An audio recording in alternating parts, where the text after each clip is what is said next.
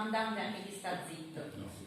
La mia raccolta si intitola Poeta ibrido. Perché poeta ibrido? Perché io scrivo in orgolese, in cagliaritano e in italiano, e a volte confondo le tre lingue e ci metto qualche rifuso. Ma confondono anche i puristi che tanto si danno da fare, non mi picchieranno oggi perché è venerdì santo. Oggi, che appunto, come diceva la dottoressa Sorcinelli, è venerdì santo, mi sento di leggere la prima poesia che ho scritto in assoluto in orgolese, che è dedicata a mia nonna.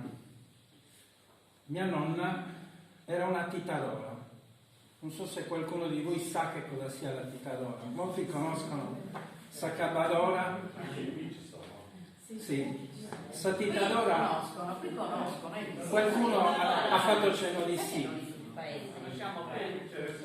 Quindi, che ne sono? Quindi che cos'è? Anche perché avevo la diretta. Quindi conosciamo la titadora anche qua. Satitadora, per chi non lo sapesse, è la prefica, ma una prefica molto particolare, perché in Sardegna, specialmente nelle zone interne, ma come diceva il collega, anche qui in queste zone marine, era colei, spesso non da sola, ma in genere lo facevano in tre. Lo facevano, lo fanno ancora, meno frequentemente, però lo fanno ancora. È una tradizione ancora viva. E cantavano nella veglia funebre la vita del morto in rima. Quindi delle poetesse. Erano delle poetesse.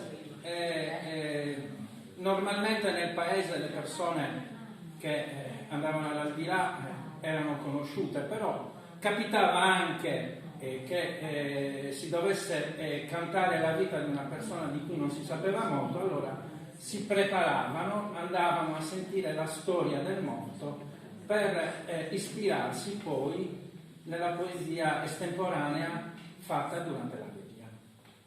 Questa poesia è abbastanza particolare perché in questo caso mia nonna cantò la Titu a mio padre, molto giovane.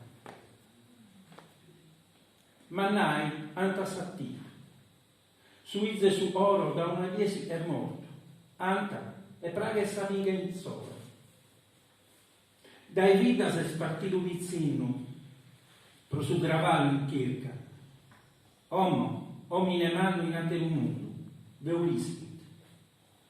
Ia si ammenta, ando antava da su duro in su brazzou, tando su izu dromivala e venia si scuro. Scuro. E non prago. Non appo galo un presu, somine naradu diego, este izu, este babu.